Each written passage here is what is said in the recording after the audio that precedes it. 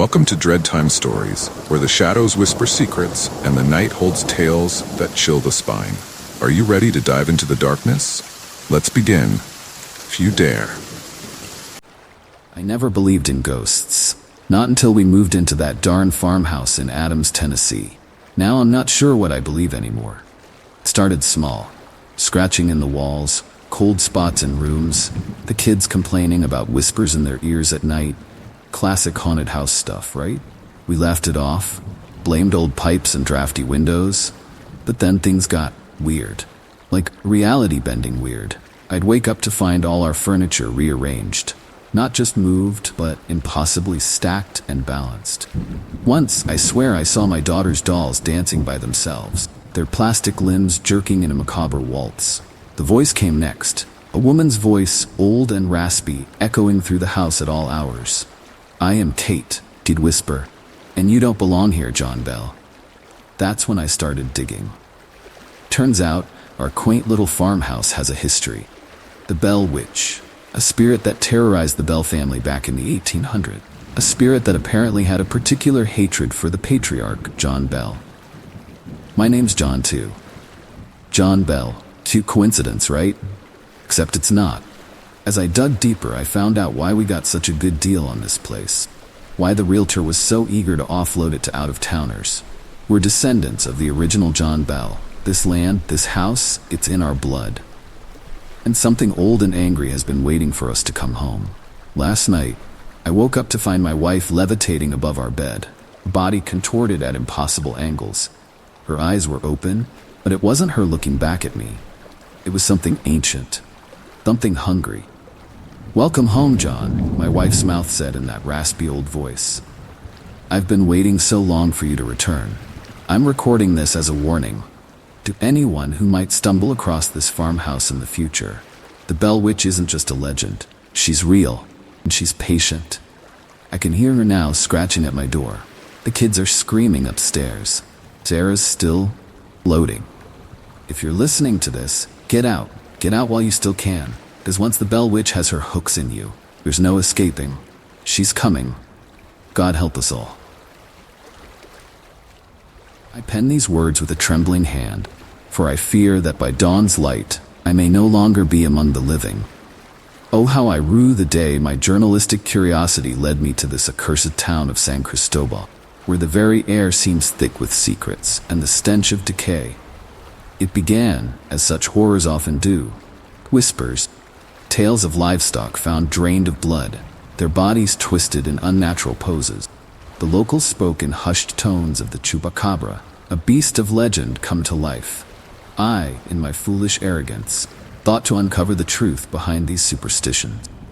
But as I delved deeper into the town's history, I uncovered a tapestry of lies and deceit, chilled me to my very core. For the Chupacabra, dear reader, is no mere beast of folklore. It is abomination born of man's hubris and nature's vengeance.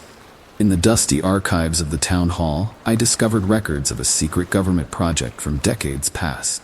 Scientists, playing God with the very building blocks of life, sought to create the perfect predator. They succeeded beyond their wildest nightmares. Breacher escaped. Such monstrosities cannot be contained by mortal means. But rather than admit their folly, town's elders conspired to conceal the truth. They fed the beast with their livestock, hoping to sate its hunger and keep it from turning on them. But now the Chupacabra grows bolder. I have seen it with my own eyes, a thing of shadows and teeth, moving with unnatural grace.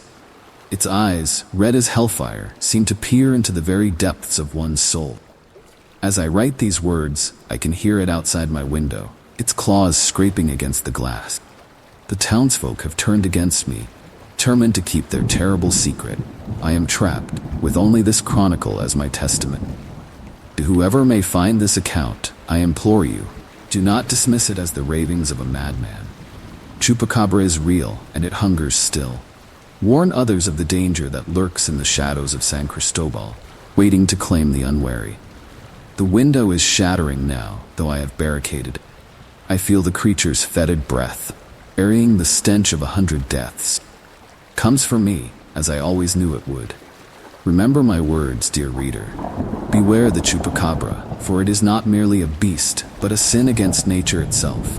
And sins, as we know, must always be paid for in blood. I never believed in ghosts. Not until we moved to this house by the river. Not until I heard her weeping. At first, I thought it was just the wind.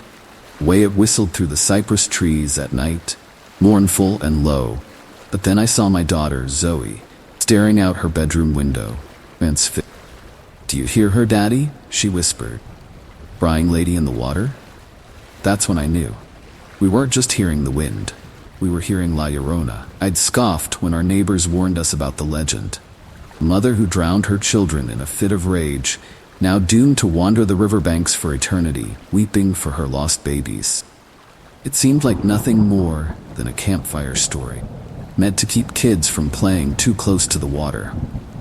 But the weeping got louder. Closer.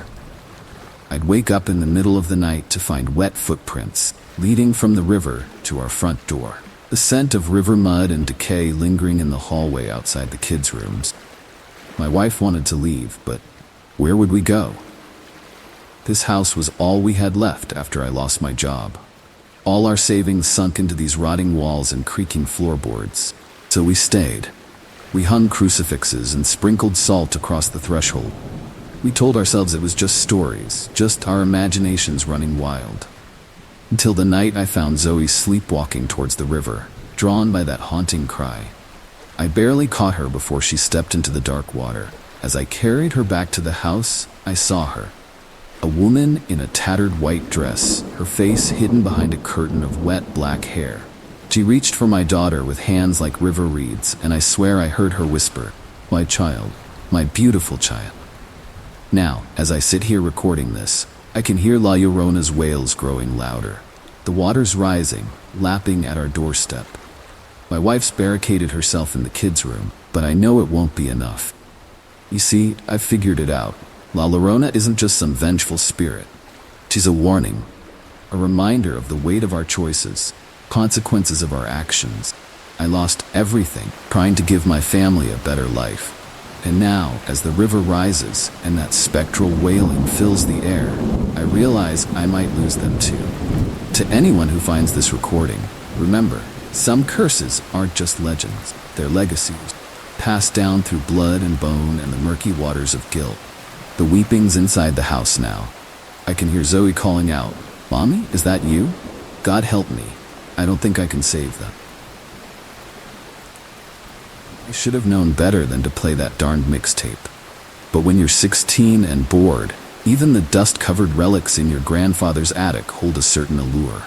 If only I'd known the symphony of horrors I was about to unleash. The tape looked ordinary enough. Mix for Emily scrawled in faded ink. I popped it into my old Walkman, curious about my mom's teenage taste. As the first notes crackled to life, so did my nightmare. It started with Stairway to Heaven. As Plant crooned about the lady who's sure, my little sister tumbled down the stairs, her neck twisting at an impossible angle. By the time the song faded out, so had her life. I should have stopped there, should have destroyed the tape. But the music called to me, demanded to be heard. Hotel California brought a wave of flesh-eating insects, devouring everyone trapped in the local Holiday Inn. Bohemian Rhapsody turned our quiet suburb into a Boschian hellscape of murder and mayhem.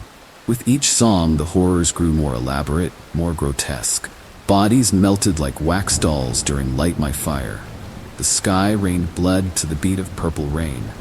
I tried to warn people to stop the music. No one believed me, and always, the tape found its way back to me, demanding to be played. Now, as I huddle in my room, the final song about to begin, I understand the terrible truth. This isn't just a mixtape, it's a key unlocking something ancient and hungry that slumbered beneath our reality. I can hear it now, scratching at the edges of our world.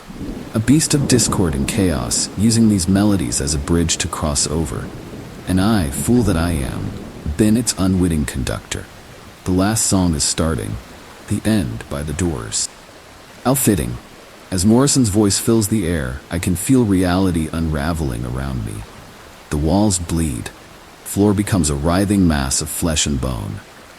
Whoever finds this recording, destroy that tape. Break it, burn it, bury it in consecrated ground. Because once this cursed playlist starts, it doesn't stop until it's remade the world in its own twisted image. The music's growing louder, drowning out my thoughts. I can see something clawing its way through the speaker, all teeth and eyes and hunger. This is the end. My only friend. End of everything we know. Remember me. Remember the danger of forgotten melodies. And for the love of all that's holy, don't press play.